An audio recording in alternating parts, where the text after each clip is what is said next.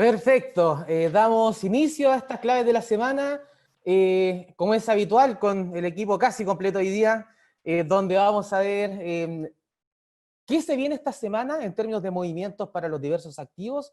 Como les comentaba hace unos segundos atrás, vamos a tener no tanta noticia macroeconómica, pero sí hay un hecho que podría generar bastante volatilidad en los mercados. Antes de comenzar, voy a compartir con ustedes, que después también lo voy a hacer durante la presentación, primero, donde pueden descargar las claves de la semana completa. Recuerden que acá hay algunos activos que no revisamos. Y también para que puedan ver cuáles son los webinars que tenemos para esta semana. Le acabo de dejar en el chat de esta reunión lo que son las claves de la semana y también los webinars para esta semana.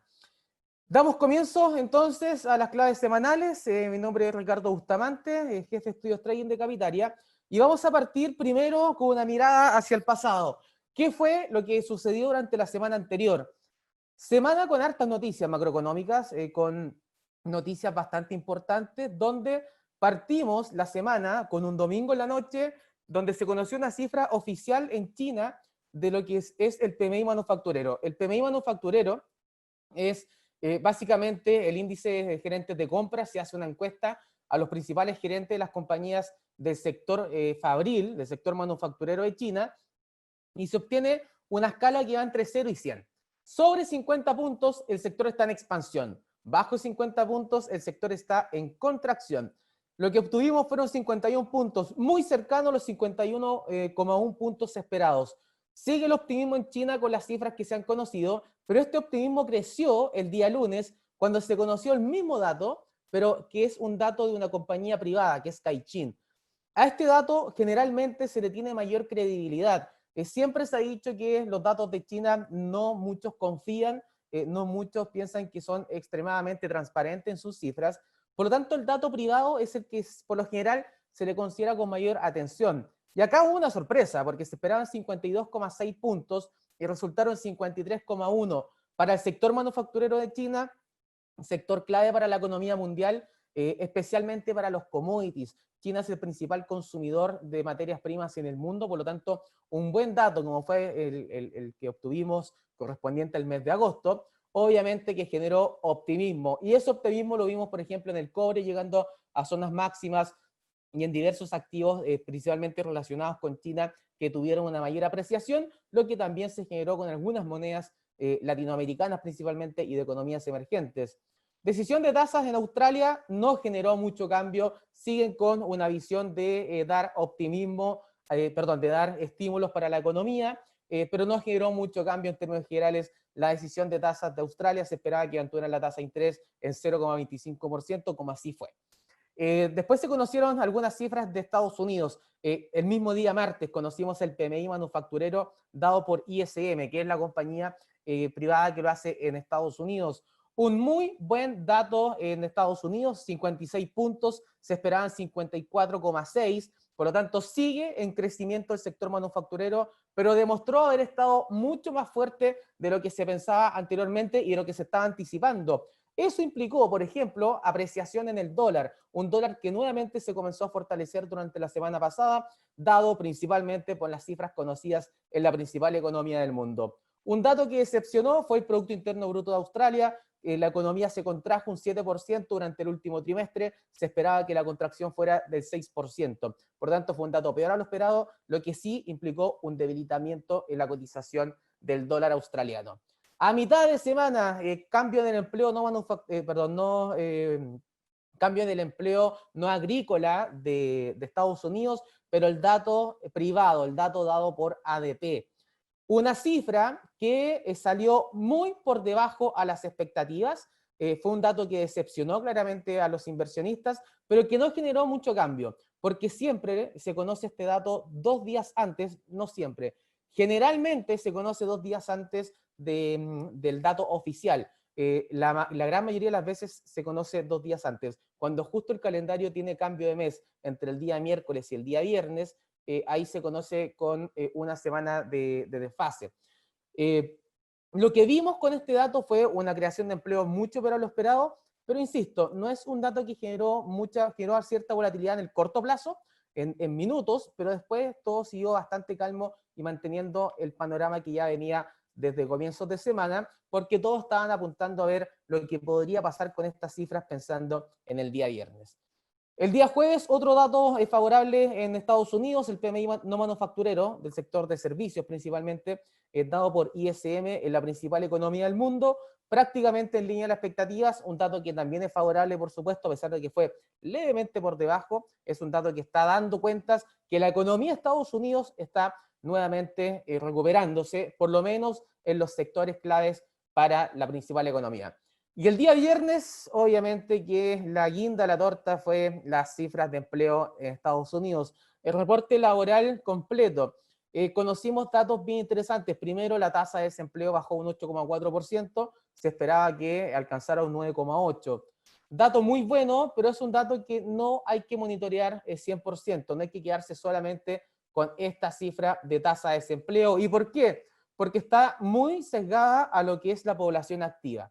Y en medio de una pandemia donde mucha gente ha perdido su fuente laboral, hay menor cantidad de personas que están buscando empleo, están viviendo con los recursos que hoy en día le está dando el gobierno. Por lo tanto, eso genera distorsiones en la muestra y puede generar algunos cambios importantes como fue ahora, que la tasa de desempleo baje bruscamente. ¿Y por qué? Porque el pasar de ser una población activa que está buscando trabajo, ya no entra en la medición, por lo tanto, genera un efecto de que existe más empleo, entre comillas, siendo que no es ese el efecto es que hay menos gente que hoy en día está buscando empleo, por eso se genera este salto.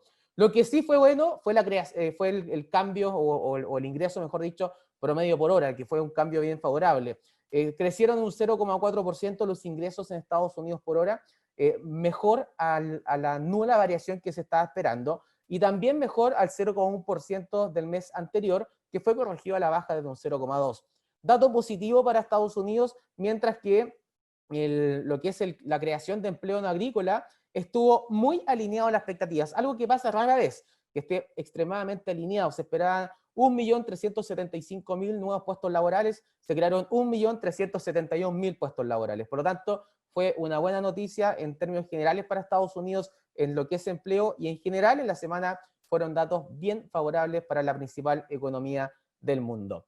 El mercado laboral de Estados Unidos muestra recuperación, ya lo tuiteó Donald Trump claramente después de estos positivos datos, ya se han creado más de 10 millones de empleos en Estados Unidos, pero se perdieron más de 20 millones durante el mes de abril. Por lo tanto, es para celebrar, por supuesto, es para estar conforme bajo ningún punto de vista. Aún queda trabajo por hacer, por lo tanto, siguen estando las expectativas apuntando que podríamos ver quizás mayores estímulos. De hecho, el mismo día viernes se conoció que habló un miembro de la Fed que fue bastante enfático en decir, bastante enfática, fue Brainerd, muy enfática en decir que el Banco Central de Estados Unidos, que es la Reserva Federal, necesita dar mayores estímulos monetarios. Hay que estar muy atentos a esos comentarios, sobre todo si conocemos más de este tipo, pensando de que otros miembros se unan a esta eventual causa de incrementar los estímulos monetarios, ya que eso podría volver a generar algún debilitamiento para el dólar. Para esta semana, semana de escasas noticias macroeconómicas, es casi habitual, después de los datos de empleo de Estados Unidos, en términos de noticias macroeconómicas, es bastante pobre a la semana siguiente. Pero sí tenemos una noticia que vamos a revisar con mayor atención. Primero, parte de la semana con escaso volumen de transacción, feriado en Estados Unidos, también en Canadá, en Brasil, en otros países, pero principalmente al estar Estados Unidos de día festivo, por ser el día del trabajo, lo que se genera es que haya muy poco volumen en los mercados. Así que ha sido un día bastante estable en ese sentido, en ese ámbito, y también se pueden generar obviamente algunos saltos no tan acordes a los fundamentos, ya que hay muy pocas manos operando en el mundo. Mañana, sin noticias macroeconómicas importantes, nos saltamos hasta el miércoles, decisión de tasas del Banco Central de Canadá, o el Banco de Canadá, que es la entidad, la entidad monetaria principal del país norteamericano. Se espera que mantenga la tasa de interés en 0,25%, más que razonable, pensando en que se siguen necesitando estímulos monetarios. Y el día jueves ya viene con mayor fuerza un dato que podría generar algún movimiento mucho más violento. Al comenzar el día vamos a conocer la decisión de tasas del Banco Central Europeo. El Banco Central Europeo tiene la tasa de interés en 0% y la tenía antes de la pandemia. Por lo tanto, cuando comenzó la pandemia del coronavirus, no tenías mucho para mover la tasa. De hecho, nulamente podía moverla, estaba en los mínimos históricos. Lo que sí han generado son estímulos monetarios por compra de activos. Hay que estar muy atentos porque en la conferencia de prensa de Christine Lagarde y también las declaraciones de política monetaria, si llegan a apuntar a que efectivamente se podría generar mayores estímulos, eso obviamente podría generar un debilitamiento del euro, y si es que no hay comentarios que hablen de una mayor expansión en su política monetaria, mucha atención que el euro podría volver a ver una mayor apreciación frente a las principales divisas, especialmente frente al dólar estadounidense. Cifras inflacionarias desde Estados Unidos, conoceremos el día jueves de inflación al productor, el día viernes inflación al consumidor. Insisto, no muchas noticias macroeconómicas, pero sí hay que estar muy atentos a lo que traiga precisamente el Banco Central Europeo, ya que todas las miradas van a estar puestas en qué es lo que tienen que decir en términos de una eventual mayor expansión de política monetaria, o si es que se mantienen tal cual está hasta hoy día. Eso podría generar bastante volatilidad. Primero, para descargar el informe semanal de mercados, pueden hacerlo a través de blog.capitalia.com. Voy a volver a dejar en el chat las claves donde pueden descargar las claves de la semana y también donde pueden ver el calendario de webinars de la semana. Así que para que estén muy atentos, el horario sería el horario de Chile y de Uruguay. Si están en Perú, hay que restar 2 horas menos a los horarios que aparezcan allí. También los horarios que aparecen en el calendario de noticias que hemos revisado anteriormente. Vamos a comenzar viendo los principales, lo que son los principales mercados que tenemos en la plataforma, y partiremos con los índices bursátiles, donde analizaremos el principal índice bursátil de Estados Unidos. El índice S&P 500, ¿qué está mostrando este índice? Fuerte caída al finalizar la semana pasada. El día jueves y el día viernes está cayendo con fuerza, ambos días, sobre todo el día jueves, pero el día viernes, después de un fuerte desplome inicial, recuperó gran parte de lo perdido durante el día.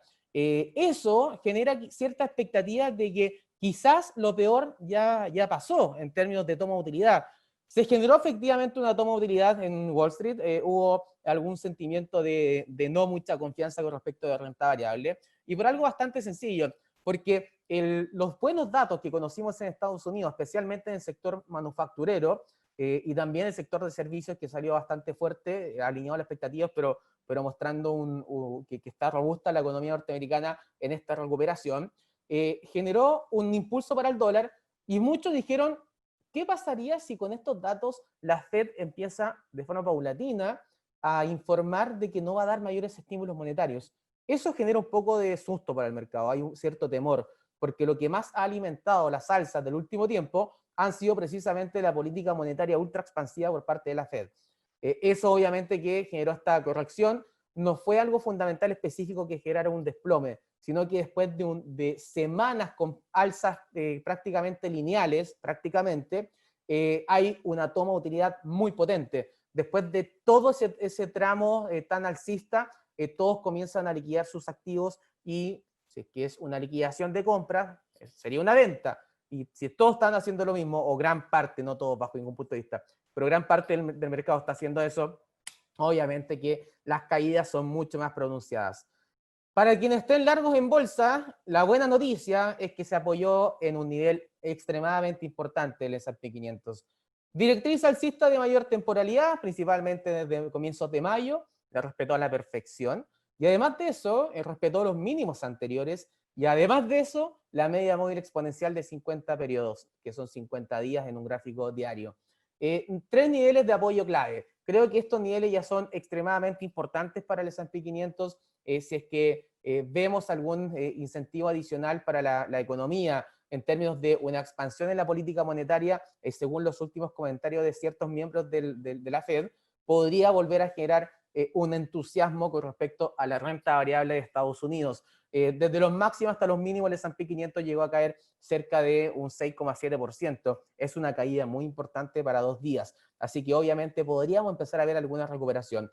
Las acciones que más sufrieron son las tecnológicas, que por ahí Sergio nos va a hablar algunas cosas sobre las principales compañías tecnológicas del mundo, pero obviamente porque eran las que más estaban subiendo y se dio estabilidad. Sergio va a generar un informe más completo con eso. Pasando, por lo tanto, perdón, antes de pasar, los niveles clave a monitorear. 3.395 zona de soporte actual. En caso de romper estos niveles a la baja, atención con los 3.345, 3.350 puntos, que es donde pasa precisamente la media móvil exponencial de 50 días, donde está el soporte de los mínimos anteriores y donde está la directriz alcista. Es un nivel de piso extremadamente importante. Si vemos un mayor repunte, los siguientes niveles a monitorear son los 3.500 puntos, los máximos históricos que alcanzó la semana pasada y también los 3.600 que pasan a ser la siguiente zona psicológica de objetivo para el principal índice de Wall Street.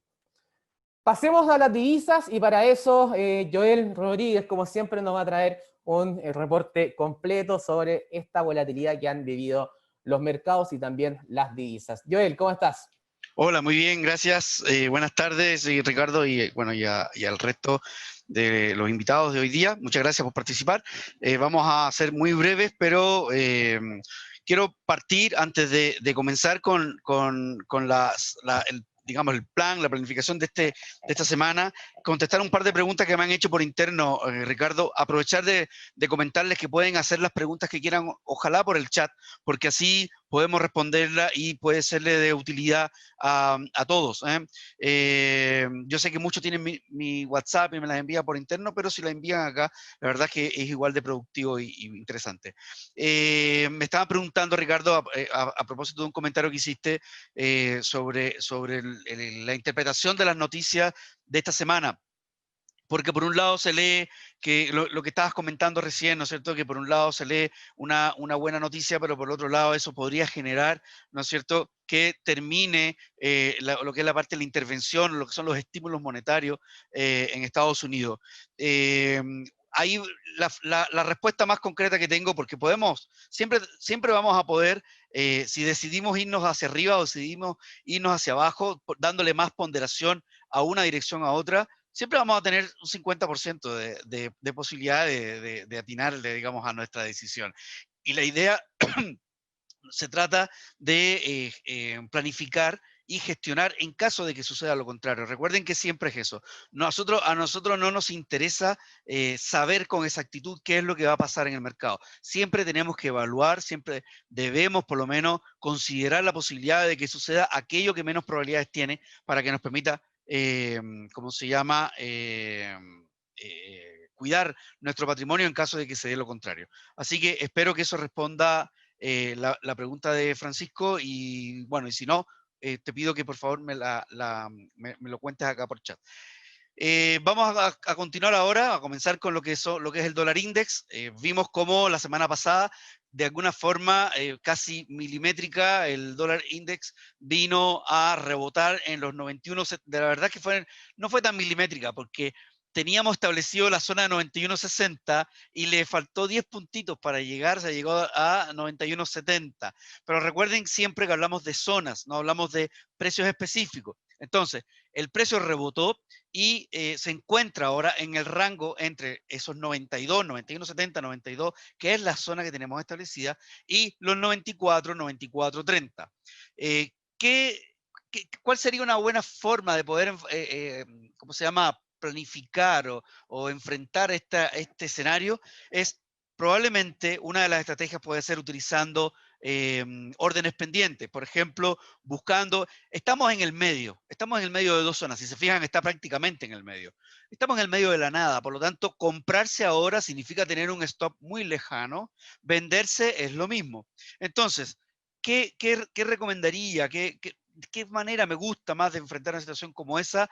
Pues buscar ventas en las zonas de resistencia, por ejemplo, en los 94, 94.30 aproximadamente, buscando un stop por arriba de esa misma zona. ¿Por qué? Porque si rompe hacia arriba los 94.30, es muy probable que el precio incluso podría llegar a testear la zona de los 95. Entonces no necesitamos soportar tanta pérdida, no necesitamos angustiarnos más. Tenemos que cortar las pérdidas y volver a planificar una nueva posición una vez que el precio llegue a una zona fresca o a una zona nueva, ¿no es cierto?, de referencia. Por lo tanto, una buena alternativa sería poner una orden pendiente, una sell limit cerca de los 94. Ricardo, si puedes más o menos señalar ahí en la zona de los 94 con el puntero, eso, la rojita, exactamente. 94 con un stop ligeramente por arriba, exactamente, de los 94.30. Me gusta esa zona. Si el precio rompe esa zona hacia arriba, preferiría esperar a ver qué sucede un poco más arriba. Sin embargo, eso sería más o menos la idea. Ventas con sell limit por ahí arriba, o bueno, si no quieres ponerse el límite, te esperas a que el precio llegue ahí arriba. A veces la impaciencia hace que uno apriete el botón antes simplemente para no perderse la oportunidad. Por eso el sell limit es una buena alternativa en este caso. Por la parte de abajo, no porque esté en verde significa que voy a comprar, que es una zona, pero sí que es una zona de soporte que vamos a estar vigilando. Sin embargo, recuerden que a pesar de las buenas noticias, lo que decía Ricardo ahora es muy interesante. Un exceso de buenas noticias podría suspender, digamos, los estímulos y eso podría hacer, digamos, reaccionar el mercado en una dirección o en otra. Y muchas veces no lo esperamos. Recuerden que también ahora, la semana pasada, los treasuries crecieron cerca de un 11%, Ricardo. Fue un salto, pero gigantesco, fue escandaloso. Entonces, y esos, digamos, tienen más percepción de lo que puede pasar en el largo plazo más que en el corto plazo. Puede ser que en el corto plazo veamos el dólar fortaleciéndose y después perfectamente lo podríamos ver nuevamente caer. En ese caso, y en el caso de que el precio rompiera a la baja los 91.70, una alternativa válida, perfectamente eso que estás haciendo ahí, es una venta de sell stop, ¿no es cierto?, por debajo del 91.70, con, obviamente, un stop por la parte alta de la zona. Si te molesta mucho tenerlo por arriba de los 92 muy pegadito, pues le das un poco más de aire para que el precio trabaje, pero no mucho más, porque si el precio vuelve a recuperar esa zona, estaría mostrando digamos, con más convicción de que es una zona de soporte y que probablemente le cueste un poco más romperlo. Si lo rompe, pues entonces estaríamos viendo el precio con una alta probabilidad cayendo, o sea, el dólar, quiero decir, el dólar index caer mucho más abajo, alrededor incluso de los 90 puntos. Eso con el dólar index. En el euro dólar, lo vamos a revisar un poco más a corto plazo. Ha intentado, le ha costado bastante al euro. Podemos todavía, creo que tiene mucha, todavía sigo viendo el euro contra el dólar, sobre todo alcista. Habría que ver qué pasa con el dólar índice en estos días, cómo se comporte, cuál es la fortaleza del dólar en relación al euro. Sin embargo, sigo viendo un escenario alcista, al menos por ahora. Para cambiar esta visión, tendría que el precio romper por debajo, ni siquiera incluso de esta directriz que tiene la parte baja del canal, ¿no es cierto? Incluso por debajo de 1.1770. Me gusta mucho esa zona, Ricardo, porque además de estar debajo ¿cómo se llama? Del canal, de la parte de abajo del canal, confluye además el soporte que estamos viendo, que es un soporte técnico que en algún momento, si te fijas, en el pasado más lejano, allá al principio del gráfico, en algún momento fue una resistencia, después fue soporte nuevamente y ha sido soporte durante muchos intentos. Por lo tanto, si rompe esta zona, que además confluye con la media móvil exponencial que tenemos ahí de 200 periodos, pues sería una clara, digamos, vivencia de que el precio podría llegar a caer incluso hasta alrededor del 1.1550 o 1.1530. Por lo tanto, me gusta mucho esta zona donde está el precio hoy día para buscar compras, obviamente ya tomando en consideración esta zona para stops, buscando en la parte alta del canal, donde está los máximos la semana pasada también, 1.1980, 1.20. Eso con el euro. Perfecto, se me había perdido el mouse donde está con el dibujo. Muchas gracias, Joel. Buena. Muchas gracias por el informe. ¿Y qué tenemos para el informe para quien visite el blog?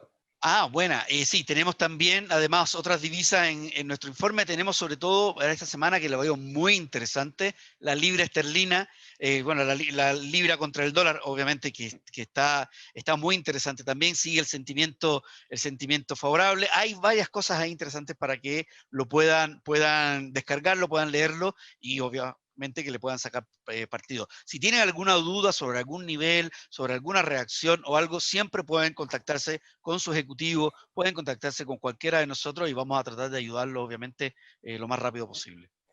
Perfecto, muchas gracias Joel por este completo informe sobre las principales divisas del mundo. Y pasando al dólar contra el peso chileno, este par de divisas ha estado mostrando movimientos bastante rápidos en el corto plazo. Hay hartas zonas marcadas porque tiene muchos niveles de soporte y resistencia, los cuales hay que ir aprovechando con las rupturas o con los apoyos.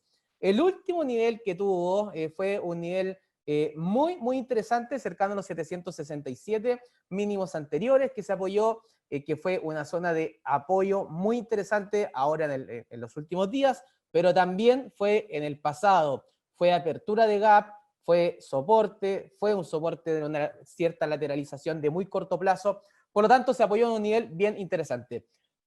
Siguiente zona a monitorear, los 778.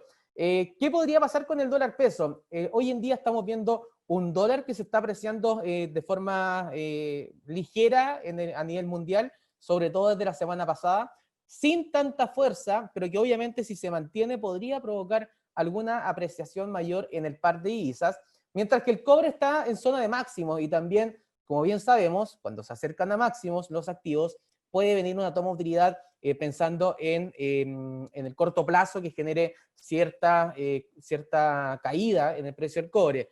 El cobre es el principal producto de exportación de Chile, por lo tanto, si es que baja el precio del cobre, pensando que está en zona de resistencia, si llega a bajar, lo que implica son expectativas de menor ingreso de dólares, ingresan menor cantidad de dólares a Chile, se genera un exceso de demanda, si hay un exceso de demanda, el precio sube de cualquier activo, el dólar no es ajeno a esa ley de oferta y demanda, ningún activo lo es, por supuesto. 778 son de resistencia clave, en caso de romper al alza podría buscar los 800 pesos, teniendo un nivel intermedio cercano a los 785. Nivel muy interesante que podría ir a buscar en caso de una mayor apreciación, así que también están niveles bien críticos para el par de divisas. Hoy día un volumen extremadamente bajo, era feriado en Estados Unidos, así que se dieron algunos movimientos erráticos, pero esperaría a mañana a ver cómo reacciona el mercado con Estados Unidos abierto. Soporte 767. En caso de volver a ver una debilidad del dólar a nivel mundial, una posible ruptura de la zona de los 767 podría llevar al dólar peso a niveles de 758 como primer piso y posteriormente tendría los 750 y 743. Está siendo bastante técnico el dólar peso. Eso hay que tratar de aprovecharlo. Si vuelve a romperlo, o sea, si llega a romper los 780, buen nivel de entrada a la compra. Si llega a romper los 767 o en la parte baja, es un buen nivel de venta. Independiente de la visión más mediano plazo que uno puede tener con el par de divisas, estamos haciendo trading. El trading es más intraday o swing trader, que es un poco swing trading, un poco más de algunos días, pero la idea es buscar alternativas que sean más de corto plazo. Y el dólar peso hoy en día las está dando. Pasando a los commodities, hoy día lamentablemente no nos puede acompañar Gabriela, la vamos a extrañar hoy, pero volverá la próxima semana, así que voy a tomar el papel de ella en los commodities. Y en el informe que ella envió, está viendo un oro con una clara directriz alcista. La cotización del oro ha mostrado retrocesos, sobre todo la semana pasada, en medio de una apreciación del dólar. Hay cosas bien interesantes para lo que es el oro. Hoy tuve la suerte de leer un paper muy interesante sobre el oro y por qué hoy en día ya no puede ser un activo considerado contra la hiperinflación, que es pensando más a largo plazo. Pero lo que es importante que para verlo en términos de más corto plazo es la correlación inversa, por supuesto, que está teniendo actualmente con el dólar. El dólar muestra apreciación y el oro se muestra con debilidad. El dólar muestra caídas y el oro se fortalece. Eso está pasando porque están compartiendo un driver que es principal y que es lo que está marcando el movimiento del metal precioso en el corto plazo. Lo que pase con la Fed. Mayor cantidad de estímulos implica que hay más dólares circulando. Si hay más dólares circulando, genera expectativas de que obviamente el dólar se va a debilitar en su cotización. Al haber mucho de algún activo, el precio cada vez vale menos. Y siempre doy el mismo ejemplo. ¿Por qué vale tanto el diamante? Porque es extremadamente escaso, lamentablemente. Pero eso obviamente lo que genera es que a mayor cantidad de dólares, obviamente la cotización baja. ¿Qué ha pasado en el corto plazo? Se ha estado apreciando el dólar por los datos favorables que conocimos en Estados Unidos la semana pasada. Generó una caída del oro que se apoyó en los 1.990 dólares la onza.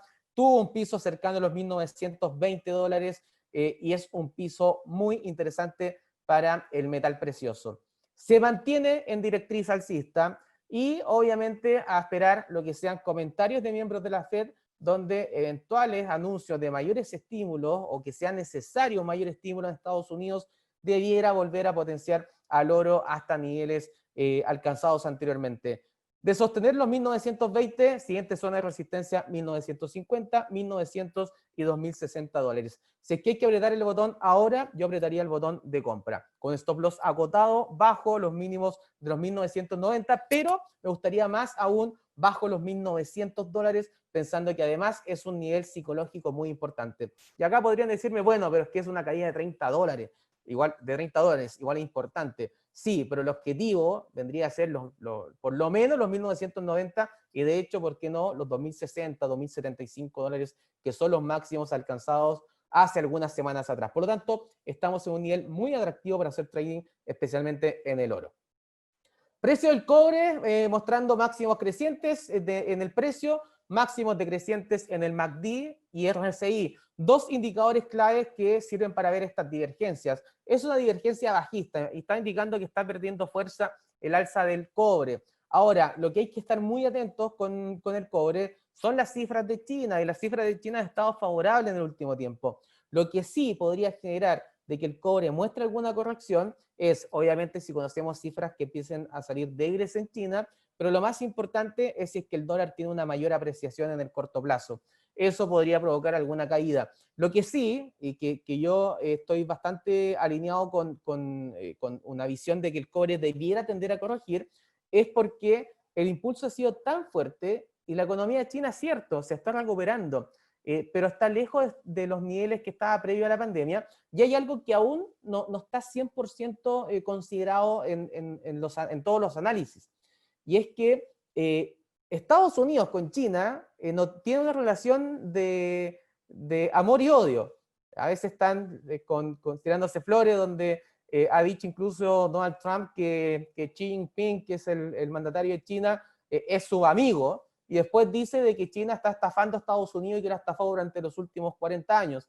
Por lo tanto, hay una relación muy de amor y odio entre las dos principales potencias del mundo. ¿Por qué pongo a la palestra este punto? Porque hoy en día, en medio de la pandemia, ha sido imposible cumplir los tratados que tuvieron en la fase 1 del acuerdo comercial. ¿Eso qué implica? De que pronto podríamos ver novedades con respecto a que que Estados Unidos nuevamente pueda imponer quizás algunos aranceles a China, y eso podría provocar alguna caída del cobre. Ahora, ¿eso deberá pasar pronto? Difícil, se vienen las elecciones en noviembre y obviamente Donald Trump quiere llegar con la bolsa en máximo histórico, celebra siempre cuando la bolsa alcanza máximo histórico, y llegar con un ambiente más favorable en términos de relaciones con otros países, porque tiene que remontar una brecha que hoy en día en las encuestas se ve considerable, pensando en que falta aproximadamente 2 meses para las elecciones en Estados Unidos. Así que hay que estar bastante atentos con esto, sobre todo qué pasa con la relación entre China y Estados Unidos. Además de eso, el cobre alcanzó nuevamente los máximos, los $2,09 aproximadamente. Zona de resistencia clave, donde una eventual corrección podría incluso llevarlo a los 2,97, 2,93 y 2,85. Algo que para los $2,85 la libra para mí sería extremadamente sano y podría darse perfectamente en el corto plazo, considerando que la situación económica mundial, si bien está bastante interesante, no es está mostrando ciertos repuntes, no es algo más estructural. Voy a dejar copiado el paper, Juan, en unos segundos.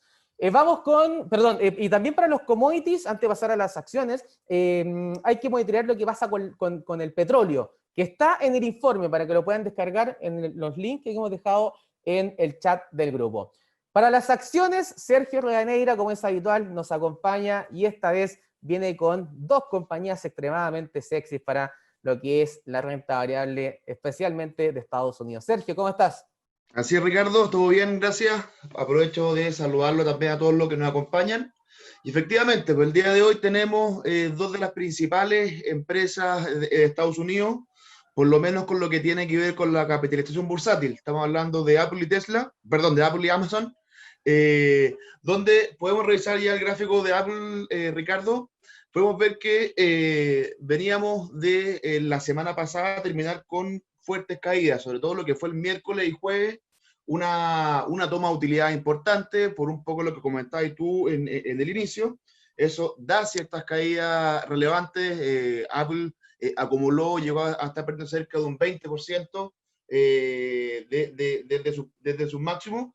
Y el viernes parecía que seguía un poco este pánico en los mercados. Veíamos a primera hora de la mañana fuertes caídas, lo cual queda totalmente graficado ahí en la imagen con esta sombra inferior que muestra la última vela, ¿ya? Pero ya antes del cierre vemos una fuerte recuperación.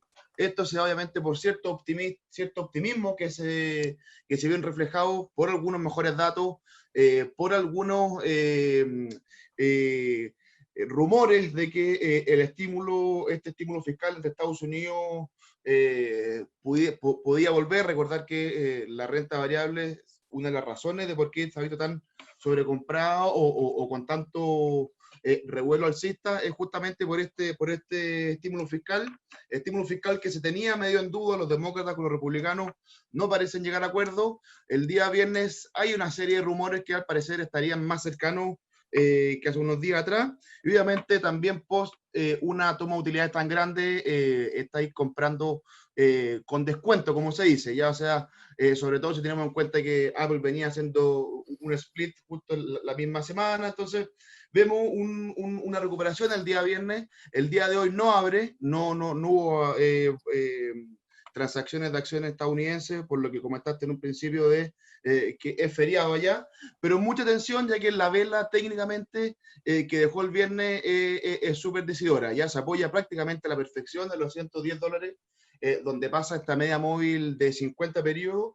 Una fuerte recuperación, ya lo tenemos sobre los 120, así que mucha atención si se mantiene este optimismo y vemos más posibilidades de estímulos por parte de Estados Unidos, y vemos que los datos siguen acompañando, donde se siguen apreciando los activos de riesgo. Creo que perfectamente es una oportunidad interesante para ir en busca nuevamente de los máximos históricos en torno a los 137, que ya son los nuevos máximos, obviamente, post-split. Así que me parece bastante interesante. Mucha atención con la apertura de mañana. Recordar que con el cambio de horario acá en Chile ya no es a las 9:30, sino que a las 10:30 de hora chilena. Así que me parece una súper interesante oportunidad lo que es Apple, y también lo que puede estar pasando con Amazon, que lo pasamos a revisar a continuación, que técnicamente también me gusta incluso un poco más que Apple. La diferencia aquí obviamente es el precio de la acción. Amazon no ha realizado split en el último tiempo como sí lo hizo Apple. Una acción que está sobre los $3.000, pero que también traía una tendencia alcista bien marcada desde principios de marzo, que venía respetando prácticamente a la perfección. El día viernes, por estas razones que comentábamos recientemente, veíamos ruptura también de soporte en torno a los 3.335. Vemos una fuerte caída, al igual que las acciones y los principales índices, pero coincidentemente también se apoya en esta media móvil de 50 periodos, también una importante recuperación, una larga sombra inferior, lo cual obviamente técnicamente se considera un rechazo a esos precios. Entonces ya vemos que está prácticamente de vuelta sobre esta línea de tendencia alcista, lo que no estaría dando nada más que una ruptura falsa. Así que mucha atención con la apertura de mañana, ya que también si vemos que vuelve a posarse sobre esta línea de tendencia alcista, o sea, sobre los $3.330, me parece también una interesante oportunidad para volver a ir con compras con stop loss acotado bajo esta línea de tendencia alcista, como objetivo de corto plazo los 3.450, 3.500 y por qué no incluso los 3.550 nuevamente, que son los máximos históricos que alcanzó hace un par de días nada más, ¿ya? Y otra cosa fundamental que se le podría sumar son los rumores también de split en cuanto a Amazon. Ya lo hizo Apple, lo hizo Tesla hace pocos días, y ya se rumorea que por el precio de la acción, Amazon también estaría ya considerando un split, como ya hemos explicado, el split en busca de liquidez, así que si esos rumores se van acentuando, obviamente también podríamos ver un alza en la cotización de la acción por ese fundamento. Así que mucha atención, sobre todo Amazon, me gusta bastante si es que vemos con la apertura de mañana que vuelva a estar sobre esta línea de tendencia alcista. Perfecto, Sergio. Y Amazon, que no hace un split desde el año 99. Así que podrían volver a considerarlo en el corto plazo, sería lo ideal. Efectivamente, son fuertes los rumores, así que hay que estar ahí obviamente muy atentos. Exacto, muchas gracias por ese completo informe, Sergio. Vamos ahora con los ETF, estos fondos que son muy interesantes porque tratan de diversificar un poco el riesgo, de buscar algunas alternativas en un grupo de activos que tengan alguna característica en común. Y esta vez traemos un activo extremadamente atractivo, porque si la bolsa sube, puede que suba un poco más. Matías Osorio, ¿cómo estás? Y tú, Ricardo, gracias, ¿cómo están todos? Y bueno, como siempre, vamos a revisar estos ETF que nos han dado, digamos, bastantes oportunidades, que si bien se pueden transar en pocos lotes, nosotros encontramos que ya este ETF es extremadamente bueno, sobre todo, digamos, para aprovechar algunas caídas y tratar de aprovechar un poco también de que en Estados Unidos es feriado, nos da un poquito más de tiempo de poder analizándolo, para poder analizarlo, perdón. Y este ETF es el ETF del Standard & Poor's 500, pero mitiga el riesgo de plazo, sobre todo cuando uno transa el Standard & Poor's 500 futuro, ¿ya? Mitiga un poco que el contrato se venza, mitiga un poco los costos relacionados, mitiga un poco los movimientos que tiene el Standard & Poor's 500 días antes de que se venza, etcétera, que generalmente tiende a caer un poquito a la liquidación de los contratos. Pero hay una particularidad muy buena en este ETF, que como dijo Ricardo, si este ETF o el Standard & Poor's 500 se cae como el día viernes un 3%, este se mueve un 9%. ¿Ya? Por lo tanto, si bien es un ETF, podríamos catalogarlo dentro de los ETFs que se mueven mucho más que el resto, pero es un ETF apalancado, además de lo que tú ya te puedes apalancar. Por lo tanto, ¿por qué nos gusta? Por dos razones. Uno, porque técnicamente está muy bueno, toca la media móvil de 50 periodos, respeta la línea de tendencia alcista, venía con una pendiente muy fuerte que llegó a tocar casi los 65 puntos, y el día viernes cierra por sobre los 55.5, que es ese soporte relevante, donde está la línea de tendencia alcista, genera un rechazo, y obviamente el RSI trató de romper esa línea de tendencia, y hoy día, por supuesto, en la tarde, cuando abran los futuros, y más bien mañana, cuando ya estén un poquito más internalizando, digamos, lo del día lunes con los otros mercados, vamos a ver si es que efectivamente respeta. ¿Por qué me gusta? Porque en estas correcciones en Standard & Poor's 500, como hoy día hay tanto flujo, ya lo ha dicho Ricardo Bustamante, hay tanto flujo en la economía y la tasa es tan baja, que hoy día el inversionista sigue buscando activos más de riesgo. Siempre es bueno recordarlo, yo sé que lo hemos repetido un montón de veces, pero siempre es bueno recordarlo. En Estados Unidos, el gringo en particular, se endeuda barato y trata de invertir esa plata que le dé más que la tasa. Por ejemplo, si hoy día tenemos tasas cercanas a cero, los bancos comerciales tienen un margen o un spread por cobrar no muy lejano a lo que está entregando la tasa de la Reserva Federal. Por lo tanto, si hoy día los bancos están dando tasas del 0,5, del 0,7, a todo reventar un 1%, si tú te endeudas o pides un crédito de 100 palos, de 80 palos al banco, te pasan esos 100 palos a una tasa anual del 1%, tú lo inviertes en bolsa y la bolsa ya dándote más del 1%, pagaste, digamos, obviamente la idea es dejarlo a largo plazo, y eso es lo que hace el gringo en general.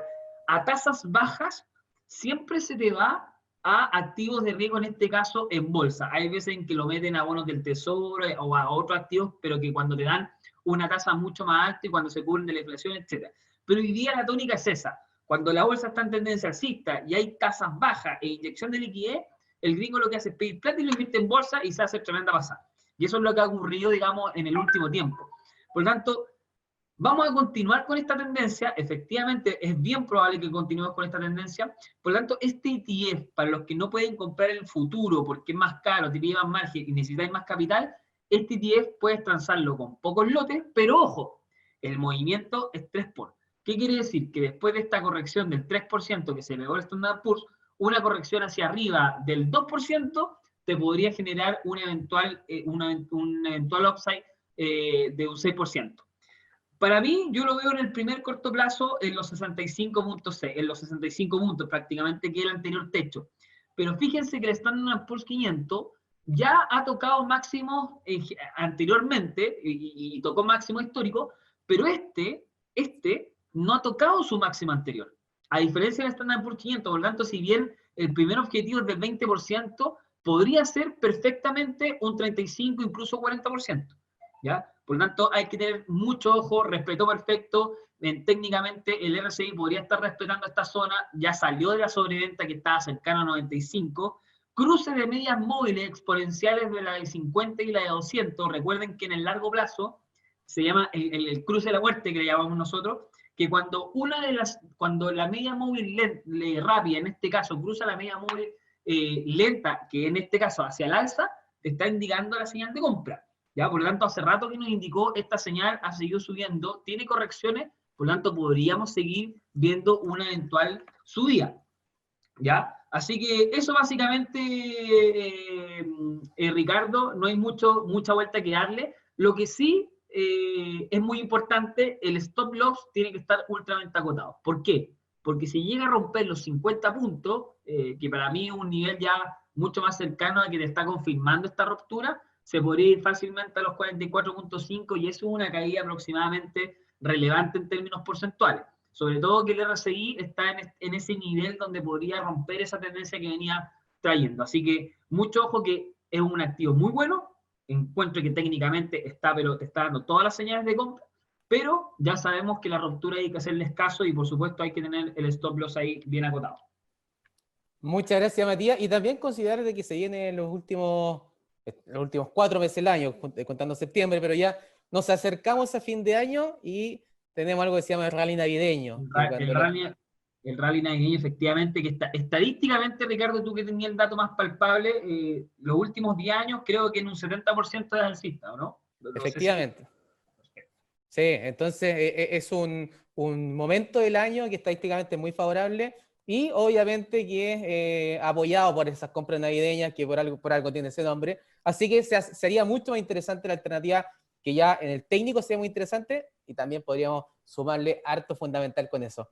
Matías, muchas gracias por este ETF que obviamente se hace extremadamente atractivo para todos nosotros. Muchas gracias, Matías. Gracias, Ricardo. Perfecto, y para ya ir finalizando, vamos con una criptomoneda. En este caso traemos la criptomoneda Ethereum. El Ethereum ha mostrado un comportamiento bastante interesante. A mí me gusta mucho el Ethereum en términos de movimiento. Cuando muestra alzas, las alzas son prácticamente continuas hasta que viene una corrección importante. Acá es una alternativa muy válida estar utilizando el trailing stop, cosa que mientras va subiendo, el stop loss vaya aumentando, y después cuando tiene una barrera para abajo, que saque con utilidad, y después buscar nuevos niveles de compra. ¿Qué niveles de compra estoy viendo para el Ethereum? $305 a los $283. En toda esa zona tiene un apoyo fundamental en parte de, no aspecto fundamental, tiene un apoyo bastante interesante porque tiene máximos anteriores, que los ex techos, las ex resistencias pasan a ser niveles de soporte, y además pasa la directriz alcista de corto plazo y está la media móvil de 200 periodos muy cercanos, son niveles. El RSI está cayendo con mucha fuerza y después de una caída fuerte de RSI hay una sobreventa importante, por lo tanto vuelven las compras especulativas.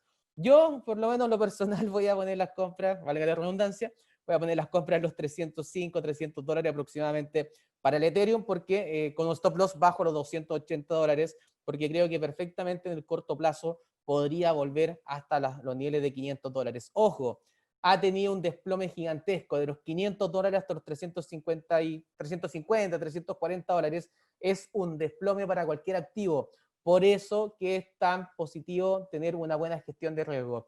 Cuando va con una utilidad importante, ir cerrando de forma parcial, ir dejando los niveles de stop loss positivos, utilizar trailing stop, todas las herramientas que a uno le permitan asegurar cierta rentabilidad en caso de una mayor caída, y hoy en día creo que podría ser una alternativa bastante válida, especialmente si hay mayores señales de política monetaria expansión en Estados Unidos, que seguiría inundando de dólares, y si se inunda más de dólares, obviamente que seguiría apreciando a diversos activos, como por ejemplo las criptomonedas.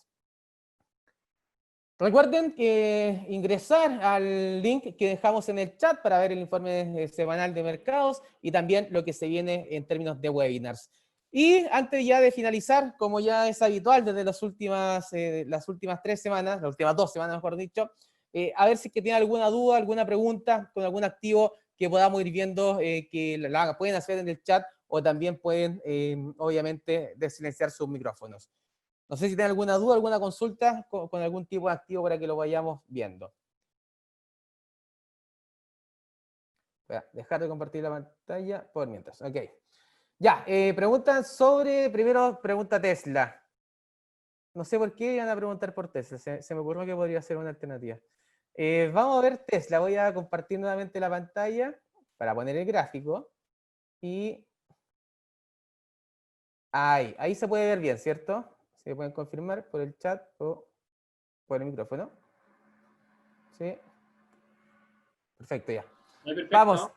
Gracias. Tesla, una corrección gigantesca, importantísima en el precio que tuvo durante la semana pasada. Llegó a los 500, se acercó, llegó incluso levemente sobre los $500 por acción. Esto es posterior a la split. Cuando se realiza un split, los precios se actualizan conforme al split que tuvo el activo. Primer split de la historia de Tesla. Tiene un piso entre los 360 y los mínimos dejados el día viernes, 370. Tuvo un impulso fuerte hasta los $420, cerró cercano a los $420, pero vino una mala noticia para los compradores de Tesla y una muy buena para quienes se vendieron antes que cerrara el mercado, que fue que Tesla no va a ingresar al índice Standard & Poor's. No va a ser parte del S&P 500. ¿Quién toma esa decisión? El comité, tiene un comité, lo que es Standard & Poor's Dow Jones, que es el conglomerado de índices que tiene al S&P, al Dow Jones y otros índices adicionales. En el comité decidieron no ingresar a Tesla en la lista de las 500 acciones del S&P. Algo que le pegó muy fuerte, llegó a caer cerca de un 7% después del cierre de mercado. Aproximadamente ese 7%, estamos hablando de una caída hasta los $386, $385, ¿ok?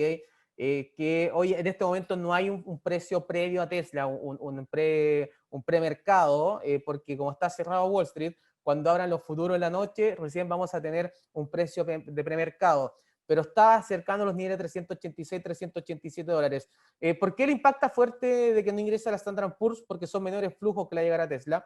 Obviamente que todos los que compren el activo del S&P, ya sea como un ETF, ya sea el S&P directo, está llegándole liquidez, está llegando flujo a las acciones que están dentro del índice. Por lo tanto, esta es una mala noticia. ¿Cuál es la buena noticia? Para que no se desesperen. Sobre todo quienes tienen optimismo con Tesla. Yo tengo harto optimismo con Tesla, sobre todo después de la caída.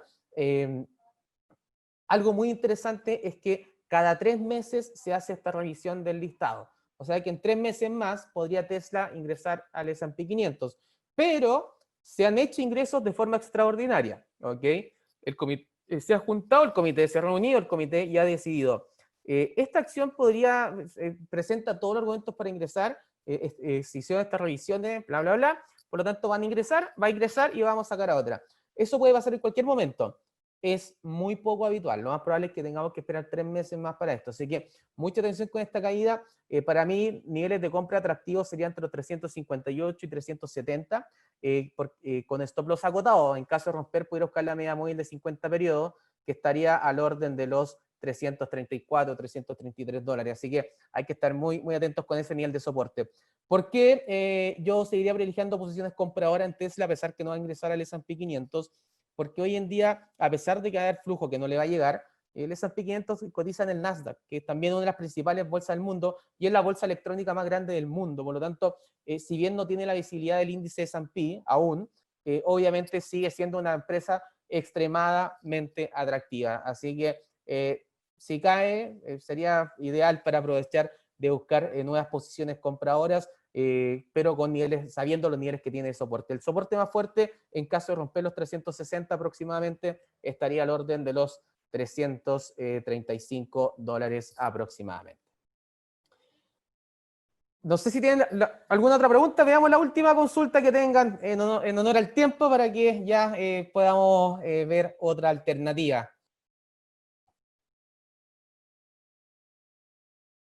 De momento parece que no hay nada más. Bueno, voy a compartir por última vez lo que es donde pueden descargar el informe de esta semana y también para que revisen el webinar de la semana, porque los webinars de la semana, obviamente que hay harto contenido que se está generando, así que para que tengan todo este calendario a la mano y puedan estar viendo estas alternativas que se van generando en los mercados. Muchas gracias, Matías, gracias, Sergio, gracias, Joel, y muchas gracias a todos por estar ahí. Nos encontramos, obviamente, el próximo lunes con las claves de la semana, pero toda la semana tenemos distintos webinars para que nos encontremos. Que estén muy bien todos. Muchas gracias. Gracias. Chao.